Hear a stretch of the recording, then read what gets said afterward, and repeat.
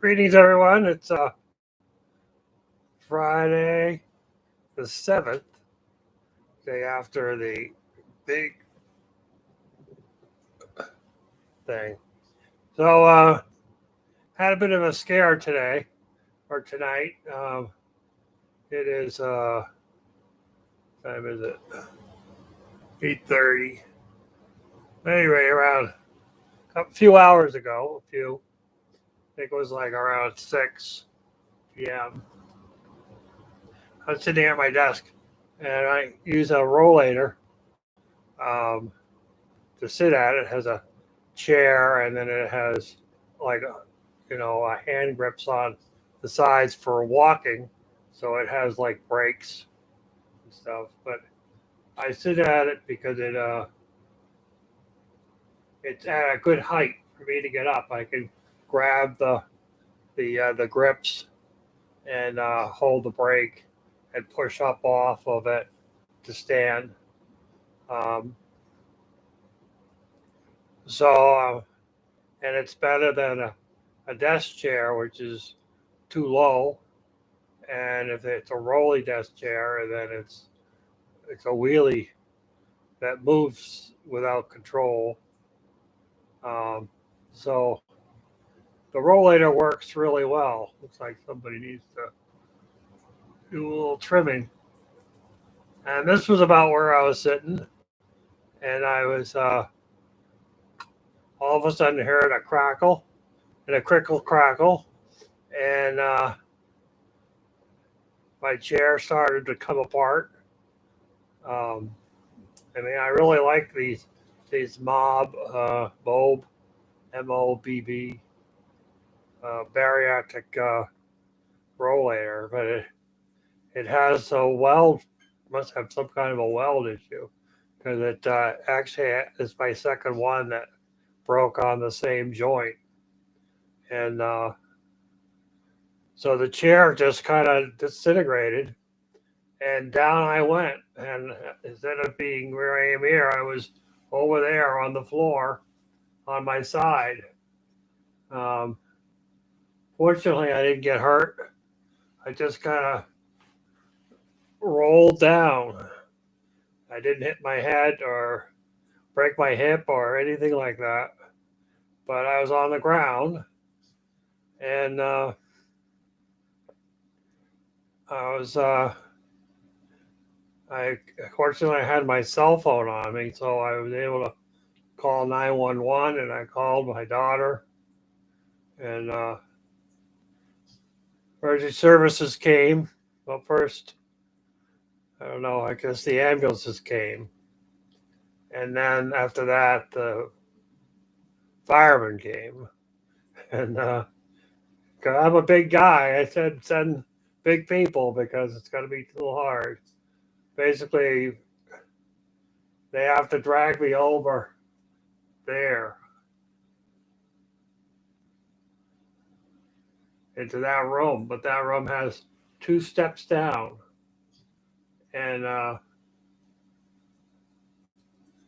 it so I get to my feet close to the ground, and then they help lift me up so I get to my feet. So it was pretty scary being like that. First, I can't breathe well because I'm on my side, and it was uh, it was that kind of freaky. When you can't breathe, it's I mean, I can't think of any way that'd be more unpleasurable to go than um, not being able to breathe. It's uh, it's painful and it's scary, and just the whole thing was scary. I couldn't get myself up off the ground myself, and I couldn't roll around myself. Um, so they brought in the troops and helped me get back to my feet. It took a while for them to get enough soldiers to come over. Not soldiers. I probably shouldn't use that word. It was started off with the ambulance, emergency EMTs, and then it went to couple of firemen, and they were able to help me back up to where I was supposed to be. And I'm very thankful to them and their abilities to, and they were all very polite. Definitely a hats off to them. And,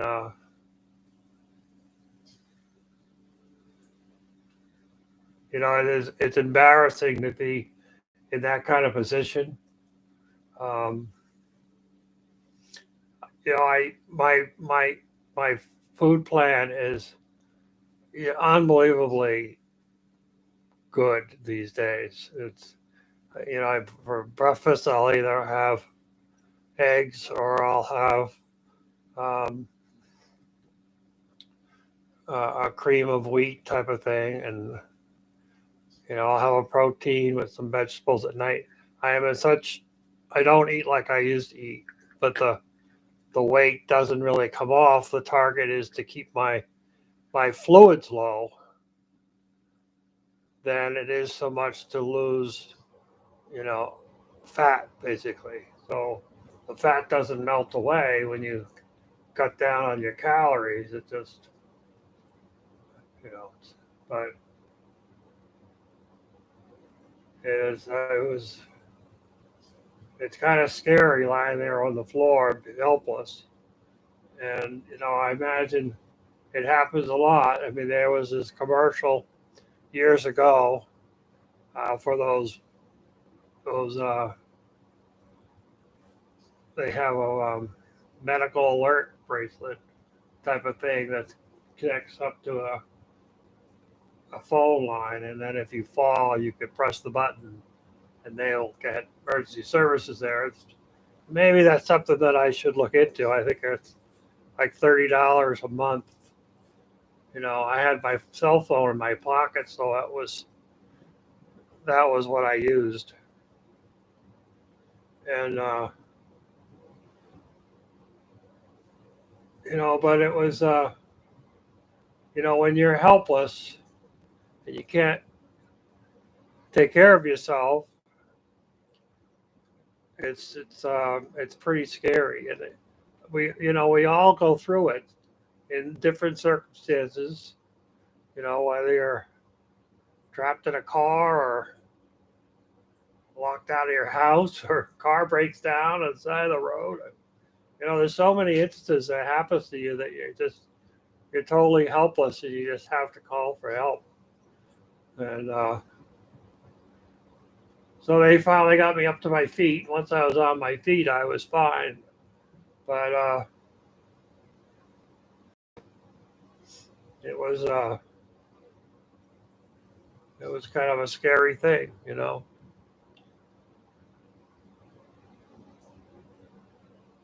So they were all sweet and nice. And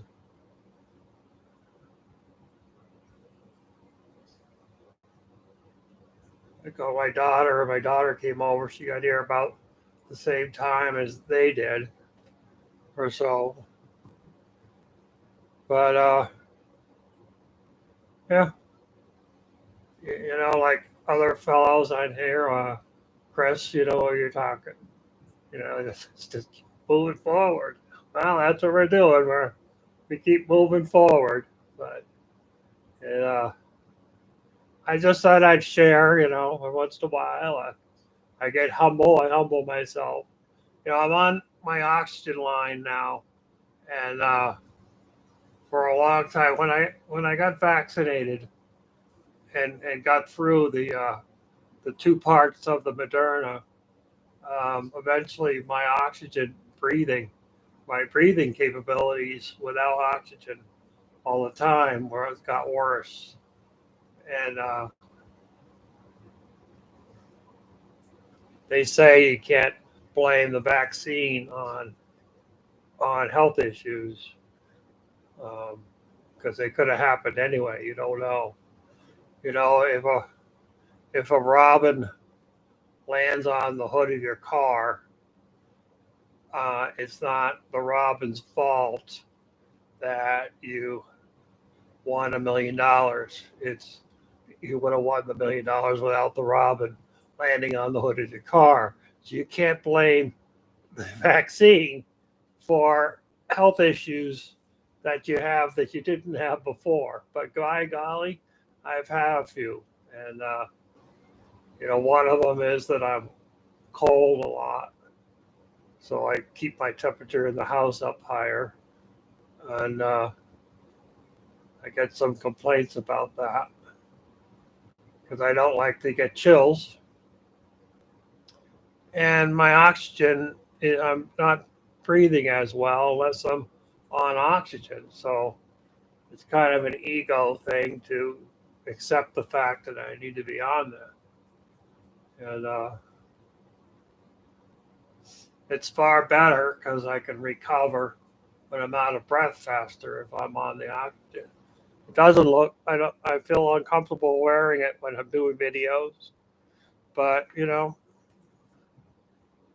from my understanding, talking to the guy that brings me oxygen, he says that a lot of people that have been getting uh,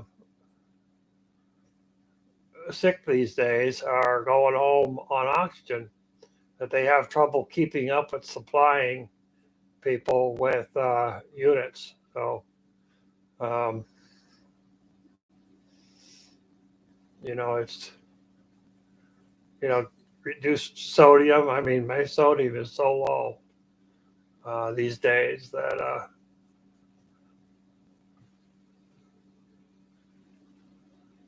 sometimes I'll add sodium. Sometimes you just think that you can add it in once in a while, but then it adds up.